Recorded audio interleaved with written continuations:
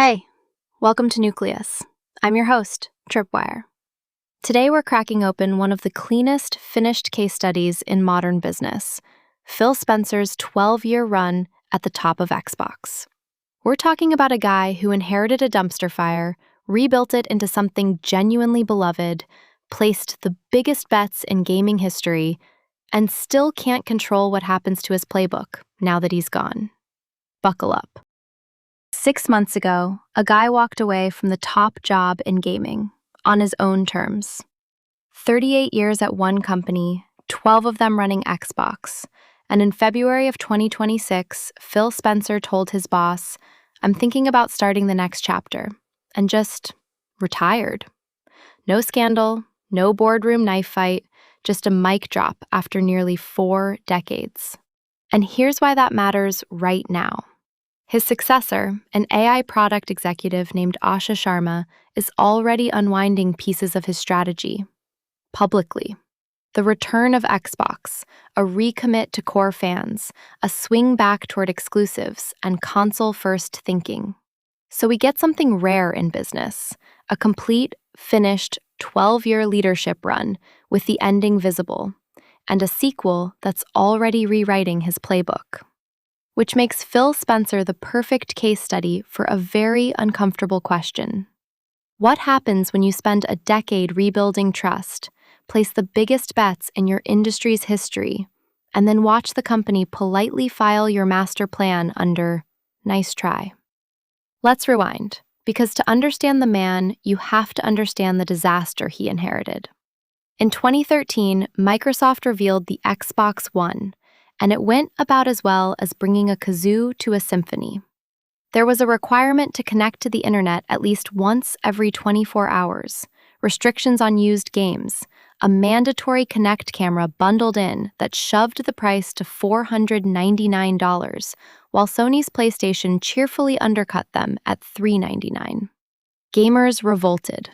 The messaging alienated the exact people who buy consoles. It became one of the most cited product marketing faceplants in modern tech.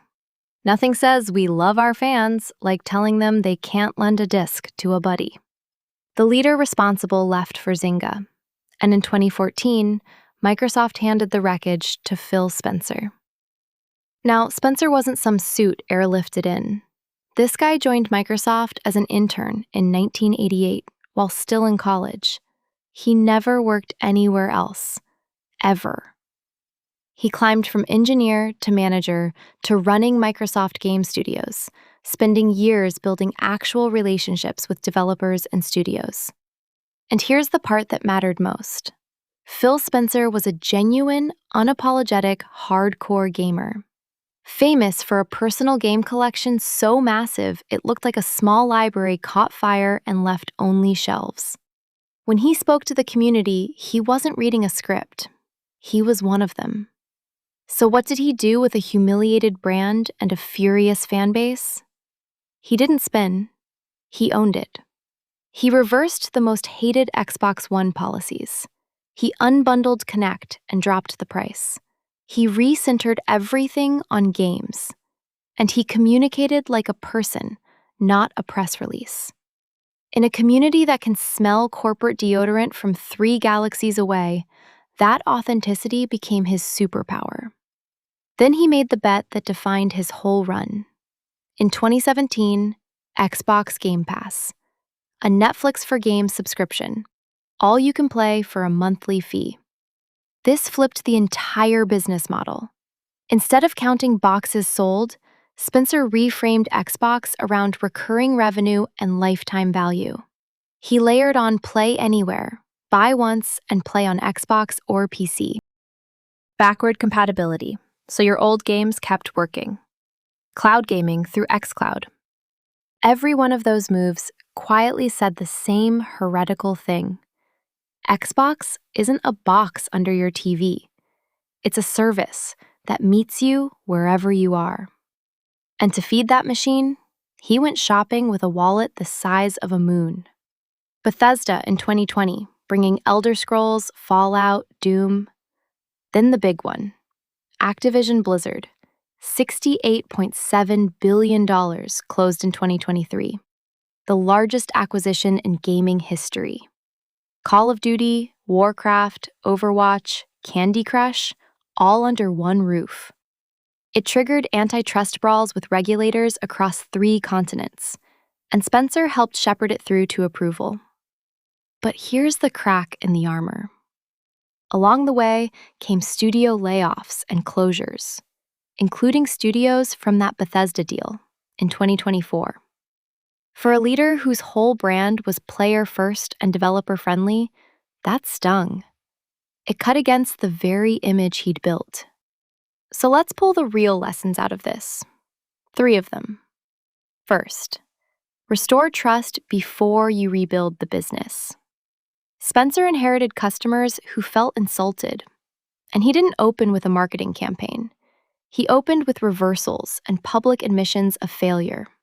This tracks precisely with the research on organizational trust repair. Acknowledgement plus demonstrable behavior change. You can't buy back a betrayed customer with a slogan. His credibility as an actual gamer made those reversals read as principle, not panic. If you inherit a broken relationship with a team or a market, lead with candor and visible correction before you ask for loyalty back. Trust is the price of admission for a second chance. Second, and this is the big strategic move, change the game you're playing when you can't win the one you're in. Xbox was losing the console war, flat out losing. So Spencer refused to keep fighting on Sony's turf, on Sony's metrics. He redefined Xbox as a cross-platform subscription service.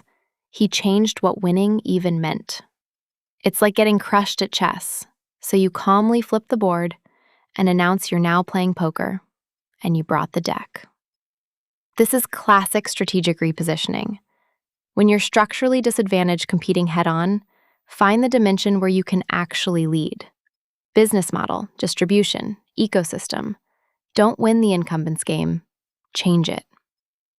Third, use acquisition to build a moat, but respect the culture cost. Owned content is a genuinely durable advantage in a platform business, and Spencer spent tens of billions locking up must-have franchises. Smart. But the layoffs and closures that followed damaged the trust he'd worked years to build. The literature on mergers is brutally clear here. Post-merger value destruction is the norm, not the exception. And it usually happens in the human integration nobody budgets for. Acquire for the strategic assets, sure. But if you don't fund the messy, cultural, people part of stitching it together, your moat quietly turns into a liability. Which brings us to the twist in his own story. Spencer's late career vision was radical. A future where every screen is an Xbox. Give away formerly exclusive games. Publish on PlayStation, Windows handhelds, Xbox everywhere, on everything. And now, his successor is calling parts of that a possible fatal mistake. The new leadership's line is blunt. Exclusives matter. Xbox starts with console. Recommit to the core fans. As he exited, Xbox hardware sales were cratering, and nobody was sure what the next console would even look like. So the very openness that made Spencer beloved is now the thing being second-guessed. So, was he a visionary who saw where gaming was heading? Or the guy who blurred what Xbox even stood for? Honestly, the verdict's still being written. And that's the whole point. Here's the thing that keeps me up at night about Phil Spencer. This is a leader who did the hardest work in business. He rebuilt shattered trust. He earned real grassroots affection. People called him Papa Phil, and meant it. He restructured an entire business model and made the biggest bets his industry had ever seen. And he still got to leave on his own terms, head high. And a decade of goodwill still didn't guarantee his strategy would outlive him. Let me leave you with the fast version. One theme. Leadership's hardest job isn't the flashy bet. It's rebuilding broken trust and accepting that even that might not make your playbook permanent. 3 things to steal.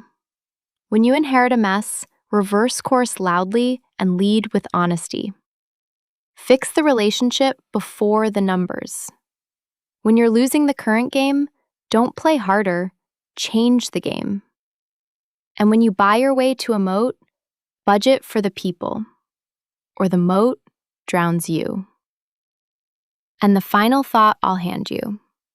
Being right and being remembered as right are 2 completely different achievements.